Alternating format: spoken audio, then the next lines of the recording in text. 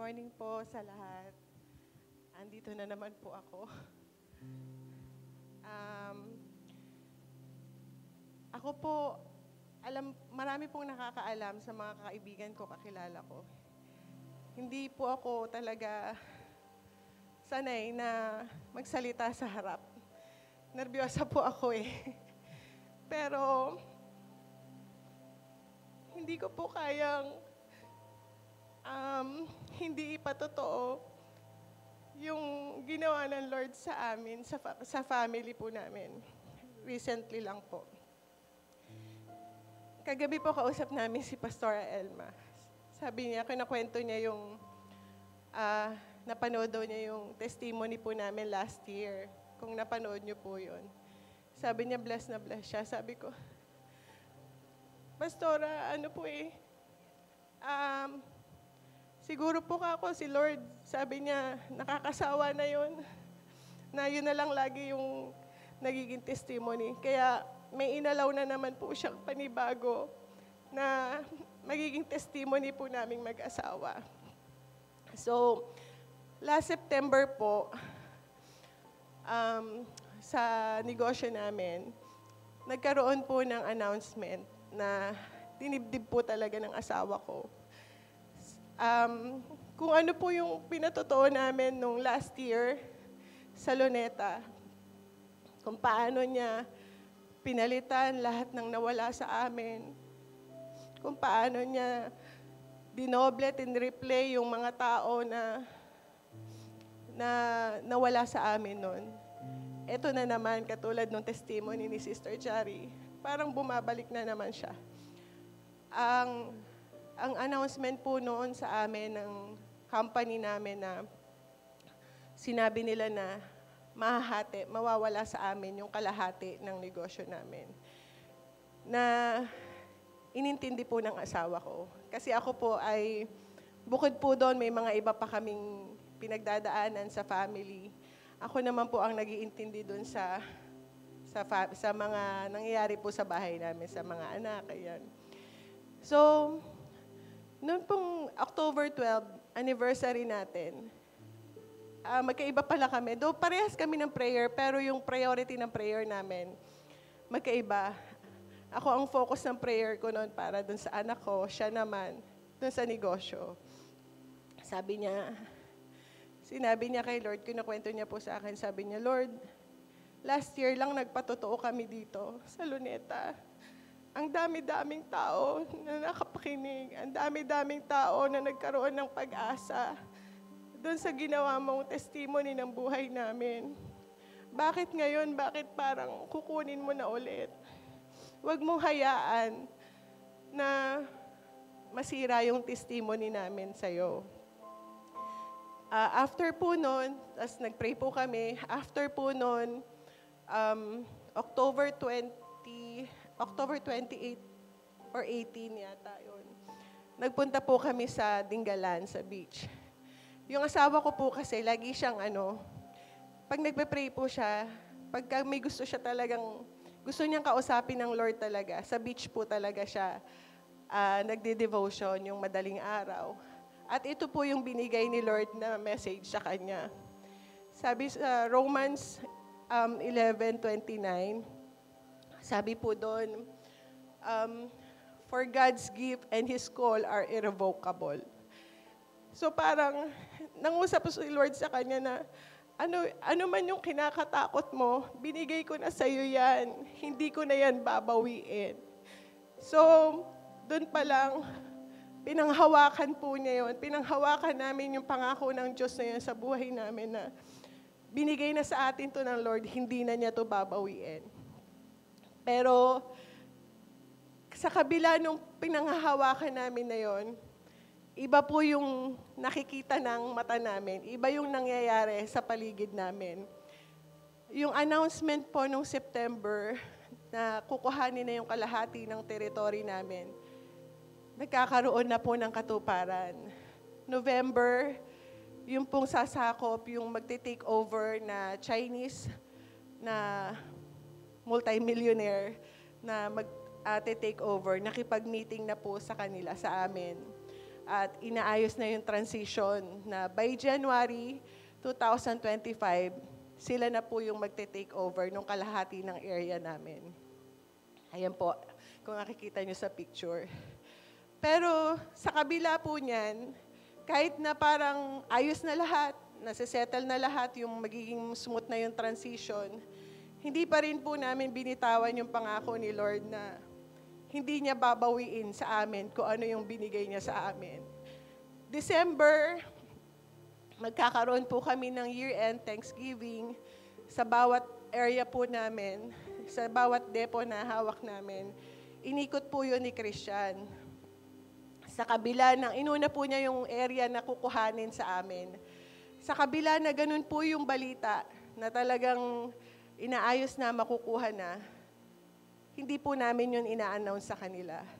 Pinanghahawakan po namin na may gagawin si Lord. Hindi namin alam kung ano, pero may gagawin siya. Hindi namin ina-announce. At ang announcement pa nga niya, doon sa bawat area nung Thanksgiving namin, irrevocable faith, yun po yung team ng aming Thanksgiving. Hindi mababago na kapalaran. So, umikot po siya. Pagdating po niya ng Santiago, yun po yung dinideclare niya. Una siya Nueva Vizcaya, then pagdating niya ng Isabela sa Santiago.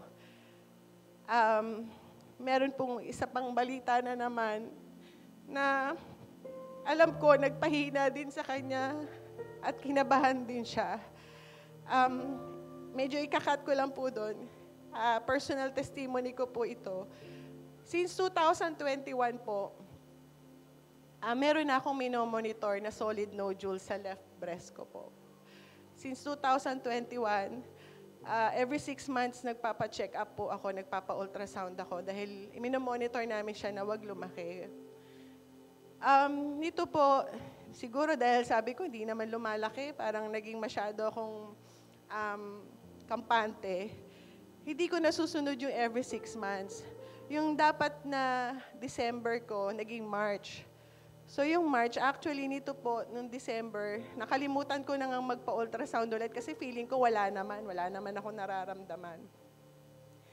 Pero dahil meron akong kaibigan, kapatiran na parang nagpa-realize sa akin na kailangan ko magpa-check up. Nagpa-check up po ako, nagpa-ultrasound ako, na sobrang kalmado lang, na parang regular check up lang, na i-check ko lang kung kumusta na siya, yung solid nodule ko.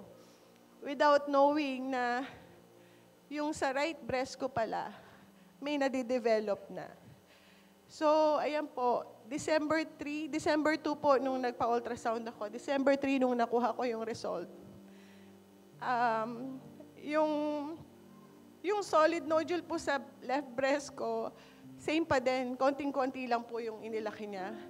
Pero yung sa right breast ko na dating wala naman, bigla siyang nagkaroon ng higit-higit pa yung size niya kaysa sa left. So nagulat po ako kasi BIRAD-4 na siya, suspicious of malignancy. Sabi nung sa ultrasound, magpa-check up na daw ako agad. So, since wala po yung asawa ko, sinend ko sa kanya yung result. Hindi ko alam kung ano yung niya, pero kunento po niya, sabi niya, parang ang hirap, sabi niya, nagpunta po siya sa van kasi magsasalita siya ng irrevocable faith. Yun nga lang pong isa na pinanghahawakan niya na sa business namin, parang talagang by faith na lang niya sinasabi. Tapos eto na naman yung kaaway, pinanghihina na naman yung loob niya na meron na namang dumagdag pa. So parang, paano mo ba sasabihin na hindi niya babawiin? Eto na nga, nakaset up na, tapos may bagong bad news na naman. So, nagpunta po daw siya sa van, umiyak siya ng umiyak bago siya magsalita na, paano ko, Lord, i-deliver yung message sa mga tao kung ganito? Parang siya mismo pinanghihinaan. Pero, binigyan po siya ng Lord ng kapayapaan at ng wisdom na ituloy lang niya. Ituloy niya yung message ng team ng aming verse na irrevocable faith sa kabila ng mga nakikita ng mata namin na nangyayari sa amin. Sabi ko sa kanya, huwag kang mag-alala, hindi iaalaw ni Lord dyan. Then, wala po akong kasama, kaya hindi agad ako nakapagpa-check up. Pero the following, nung Friday po na yon, Monday po ata yan or Tuesday, nung Friday yon, nagpunta na po ako sa breast center sa Makati, Medical City sa Clark. Sinamahan ako ng mga kaibigan ko. Pagtingin pa lang ng doktora, nagalit siya agad sa akin. Sabi niya, napaka-difficult patient mo naman. Sabi niya, bakit ngayon ka lang bumalik? Tignan mo tuloy nangyari. Sabi niya, yan ang nangyayari kapag matigas ang ulo. Sabi niya, tingnan mo, ang laki na agad. Sabi niya. So, schedule na kita ng biopsy. Maging positive yan or negative, ooperahan natin yan. Kasi kung mag-negative man siya, delikado din kasi malaki siya. Possible yan na ma-develop pa din. So ako, sige, parang hindi ko naintindihan, pero sige po, okay po ako kung ano po yung dapat. Wala po si Christian noon. And wala po akong mapagsabihan that time kasi alam ko may iniintindi siya. At ayoko din pong malaman or makahalata yung mga anak ko kasi ayoko po sing dagdagan yung mga intindihin nila kasi may pinagdadaanan din po yung anak ko. So yun po yung pinapasok ng kaaway sa isip ko na ako, sa sarili ko, payapa ang puso ko. Pero yung kaaway, ginugulan niya yung isip ko na, ako, pag nalaman niya ng anak mo, ng asawa mo, lalo silang panghihinaan, baka kung ano yung gawin nila. So, syempre, sa ating lahat, alam niyo naman po, ayan po, ang unang nilapitan po namin, si Pastor and si Pastora Sheila. Sa kanila po kami humingi. Kahit yung mga kaibigan ko na iba, hindi ko po sinabi kasi sobrang pag-iingat ko po na makarating sa mga anak ko. Hindi ko alam kung paano nila ititake kasi last year lang po, namatayan po ako ng hipag sa cancer. So, nakita ko yung awa nila dun sa mga pamangkin ko na sinabi pa nung isang anak ko, kung sa kanya mangyayari yon na mawawala yung mami niya, baka hindi niya kayanin. So yun po yung iniiwasan ko na ayoko silang bigyan ng takot. Then, after po niyan, pinag-pray po ako ni Pastora, ni Pastor. At alam ko po, marami ring nagpe-pray sa akin, lahat ng napagsabihan ko noon. Maraming nagpe-pray sa akin.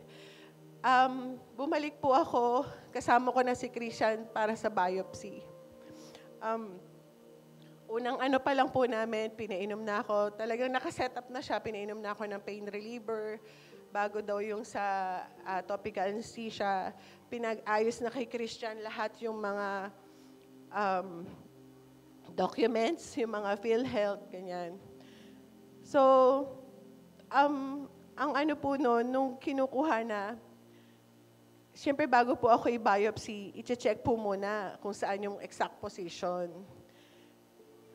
Pero, babalikan ko po pala yung testimony kanina nung sa business namin.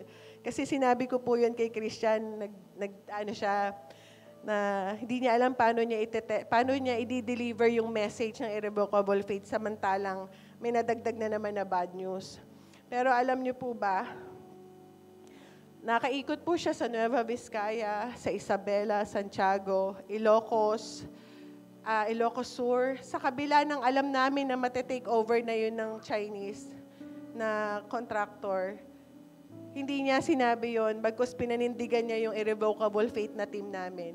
Pagdating niya sa Baguio, yung huling destination niya nung linggo na yon, bago siya mag-speak dun sa mga tao namin, tumawag yung boss namin from Globe. Sabi niya, kinukumusta niya si Christian, kumusta ka? Sinabi niya, sir, ito kahit na ganito yung mangyayari, ito yung message namin Ito yung bigay sa akin ni Lord na na message namin. So ito yung dinidiscuss namin sa mga tao. Tapos sabi ng boss namin, sabi niya, ang lakas mo naman mag-pray, sabi niya ganon. Secret lang to, sabi niya, walang makakalabasa, sabi niya. Pero hindi na matutuloy. Na nagka-problema daw yung mga Chinese contractor. Hindi na matutuloy yung isang patotoo po yun na pinanghawakan ko. Kasi nung time po na yun po yung time nung check-up ko na pinapagalitan ako ng doktor ko. Pauwi kami noon, sabi ko nga doon sa mga kaibigan ko na kasama ko. Ang saya-saya namin papunta, pabalik.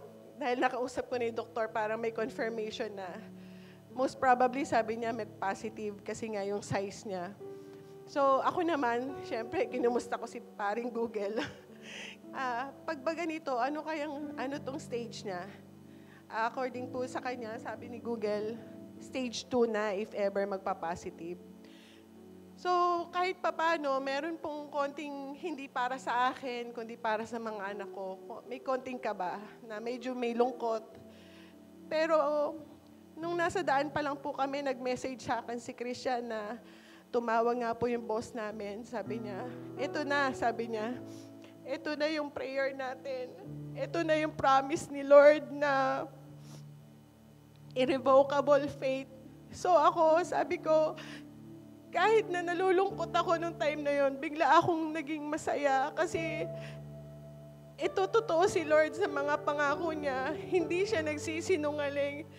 Kung tinupad niya yun kay Christian, alam ko hindi niya i-allow sa akin na mag-positive ako dun sa nag-positive ako sa cancer. So, yun yung pinangahawakan ko, kaya napayapa po ang kalooban ko. At nung pong time ng biopsy, ando na, nakaset up na po lahat, nandun na ako, nakasalang na ako. I-ultrasound lang po ako para sa exact location nung pagtutusukan ng needle. Nung hinahanap na po nila, pinakuha po ng doktor yung ultrasound ko. Sabi niya, bakit hindi ko makita dito? Sabi niya, sa location, yung may mga location, yung bukol. So hanap siya ng hanap. Siguro mga 15 minutes niyang hinahanap. Tapos sabi niya, ma'am, okay lang po, magpapatawag pa ako ng isang doktor para sure. Sabi niya, kasi medyo nahihirapan ako. Espesyalista yung radiologist nila na doktor sa baba, yung pinatawag. So pagdating po nung doktor, siya na po yung nag-take over. Dalawa sila na nag-uusap. Pinabaling-baligtad ako, lahat ng posisyon yata pinano sa akin. Tapos nagdi-discuss sila, hindi ko maintindihan yung mga terminology nila. Pero bigla lang po akong doon sa sinabi nung doktor, sabi sa akin, ma'am, ang lakas mo namang mag-pray kay Lord, sabi niya. Tapos sabi ko, marami po kasing nagpe-pray sa akin without knowing kung ano ibig niyang sabihin. Ang ibig po pala niya sabihin, dalawa na silang doktor na tumitingin, na parehas espesyalista. Pero wala na po silang makita na bukol doon sa breast ko.